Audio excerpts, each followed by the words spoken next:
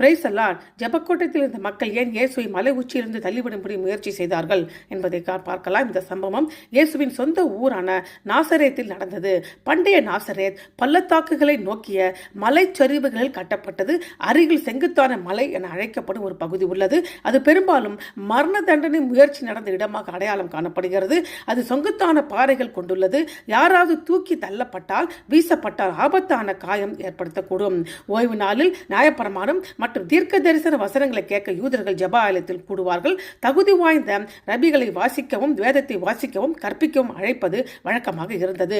இயேசு தன் சொந்த ஊரான நாசரேத்துக்கு திரும்புகிறார். அவர் தமது வழக்கத்தின்படி ஜெப ஆலயத்துக்குள் பிரவேசிக்கிறார். இயேசு நாசரேத்தில் அறியப்பட்டவராகவும் போதகராக ஏற்கனவே கவனத்தில் ஈர்ந்தவராக இருந்ததனால வேதத்தை வாசிக்கவும் கற்பிக்கவும் அழைக்கப்பட்டார். அவர் ஏசாயா 61 அதிகாரம் 1-2 வசனத்தை வாசிக்கிறார். அது மெசியாவின் பணியை விவரிக்கிறது. மேலும் இயேசு தேவனுடைய ராஜ்யத்தை தொடங்கி வைக்கிறார் என்பதை வெளிப்படுத்துகிறது. இது குணப்படுத்துதல், பாவத்திலிருந்து விடுதலை மற்றும் கிருபையின் ஆட்சியாகும்.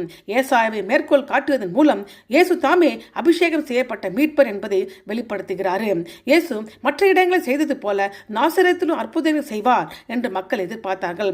ஆனால் தீர்க்கதரிசிகள் பெரும்பாலும் தன் சொந்த மக்களாலே புறக்கணிக்கப்படுவார்கள் என்பதை இயேசு அவர்களுக்கு நினைப்பூட்டி தேவனுடைய ஆசீர்வாதம் யூதர்களுக்கு மட்டுமல்ல வெளியாட்களுக்கும் புறஜாதிகளுக்கும் கடந்து செல்லுகிறது என்றும் சொல்லி இயேசு அவர்களை எலியா மற்றும் எலிசாவின் நாட்கள் இருந்த அவ்விசுவாசியான இஸ்ரவேலர்களுக்கு ஒப்பிட்டார். ஒரு பஞ்சத்தின் போது தேவனும் ஒரு இஸ்ரவேல் விதவைக்கு உதவ எலியாவை அனுப்பவில்லை. ஆனால் சாரிபாத்தின் ஒரு புறஜாதி விதவைக்கு அனுப்பினார். அவள் ஏழையாக இருந்தாங்க. கடைசியான ஒரு வேலை உணவு மட்டும் போதுமான உதவாக இருந்தது. ஆனால் எலியாவுக்கு கீழ்ப்படிந்தால் பஞ்சம் முடியும் வரை தேவன் அற்புதமாக மாவையும் எண்ணெயும் வழங்கினார்.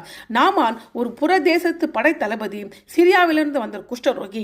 இஸ்ரவேலில் நிறைய குஷ்டரோகிகள் இருந்த போதிலும் நாமானை தவிர வேறு யாரும் குணப்படவில்லை. தன்னை தாழ்த்தி எலிசாவின் கட்டளைக்கு கீழ்ப்படிந்த பிறகு யோர்தான் நதியில் அற்புதமாக சுகப்பட்டார்.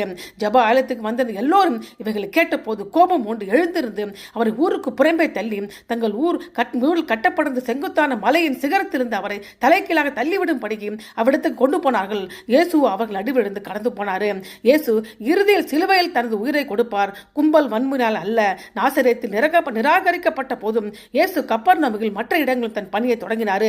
நிராகரிப்பு அவரது நோக்கத்தை மட்டுப்படுத்த அவர் அனுமதிக்கவில்லை. அவ்வாறு நிராகரிப்பு தேவனை சார்ந்திருப்பதை கூர்மைப்படுத்துகிறது மற்றும் பெரும்பாலும் ஆழமான முதிர்ச்சிக்கு வழிவகுக்கிறது.